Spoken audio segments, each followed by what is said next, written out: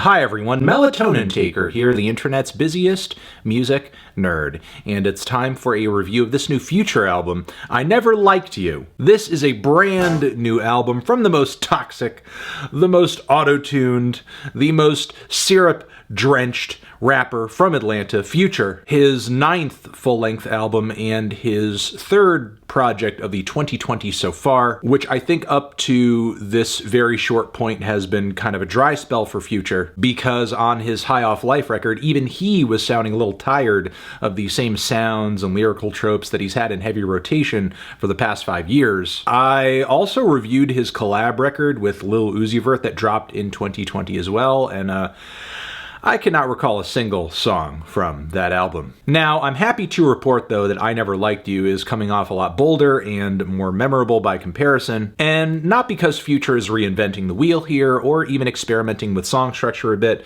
and somewhat cooler production as he did on The Wizard. Genuinely, I think he is sounding somewhat revitalized on some of these tracks, bringing his animated flows and lyrical toxicity to new heights over a crop of pretty decent bangers. Like with the opener 7:12 p.m. where Future says, "Oh, she don't like girls, bet this money make a bitch so gay." There's also a point where he doesn't care if, like, this guy shoots up a church because he's a god walking on this earth? That's a bit much. But yeah, through all these relentless lines, Future is just giving us immense levels of cold-bloodedness, underscored by a banging trap beat laced with all these distant and kind of foreign melodies. There's also Keep It Burnin' featuring Kanye West. Now, Kanye fans have most likely heard an earlier version of this song through the Dawn to 2 cycle. I may not be crazy about the final version of this chorus, but still I do find this track to be a highlight, mostly because of Kanye and Future's complete verses now. Kanye's performance is completely unhinged. The cracked inflections in Future's flow in the first verse he does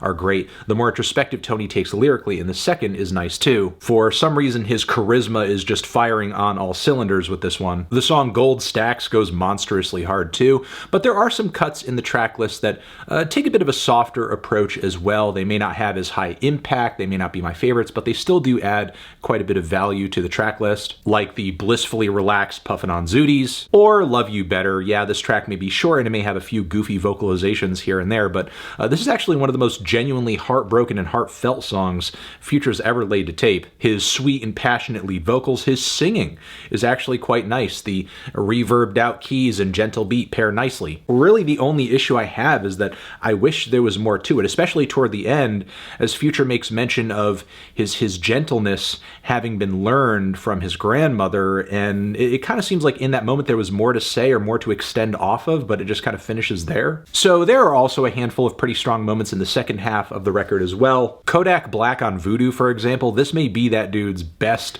sung feature on any record ever. This track also features one of the more impassioned performances on the record from Future as well, even if his lyrics don't really line up with the tragic tone of what Kodak is saying on his chorus. Then Holy Ghost is one of the most murderous and depraved songs I think Future has ever put out. The callousness and aggression he showcases in his lyrics here is just next level, plus on top of that, the very tense soundtrack strings and chorus sections laced into the beat like really heighten things to an epic level. There is a dire but righteous energy to the song The Way Things Going, which brings another nice emotional change of pace. A legit catchy chorus as well. The way things going make the whole crowd scatter. And Then I'm On One with Drake actually brings back that classic What a Time to Be Alive, grimy, smooth combo energy that they had going on that record. And this cut is way better than that comatose ass song that they both had earlier on this LP, which is honestly a total snooze fest, complete skip. Future does his thing on the front end, and Drake actually sounds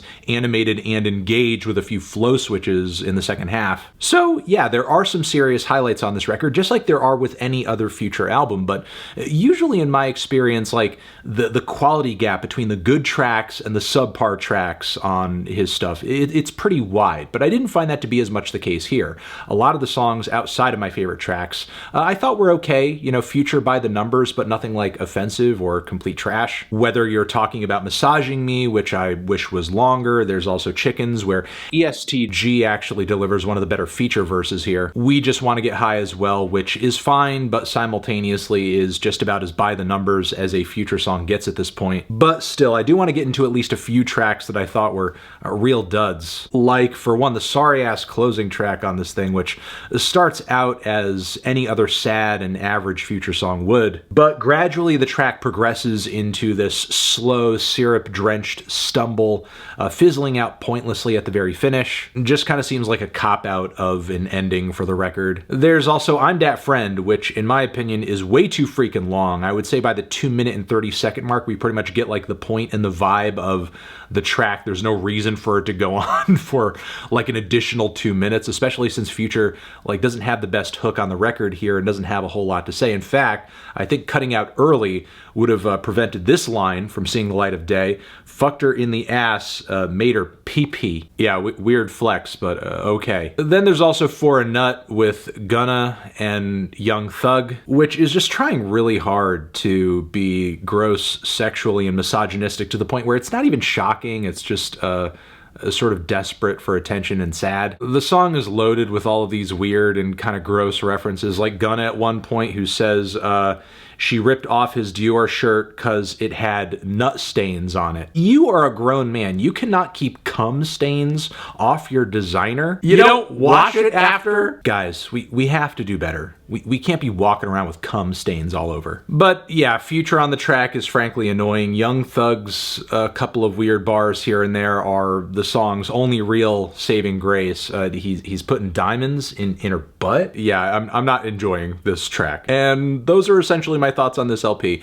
Yeah, is it one of Future's better projects? I think so, but it's still kind of a mixed bag and sees Future, I think, lazily sauntering through some tracks, also hitting us with some bad and ridiculous and sometimes tasteless ideas on others. But that's something for me I sort of expect at this point, and I know is going to be a turnoff for me going into projects like this. But if that's not the case for you, that's not going to be a barrier to enjoyment for you on this project for sure. But again, personally, I'm feeling a strong 5 to a light 6 on this one. Transition, have you given this record a listen? Did you love it? Did you hate it? What would you rate it? You're the best, you're the best. What should I review next? Hit the like if you like. Please subscribe and please don't cry. Hit the bell as well.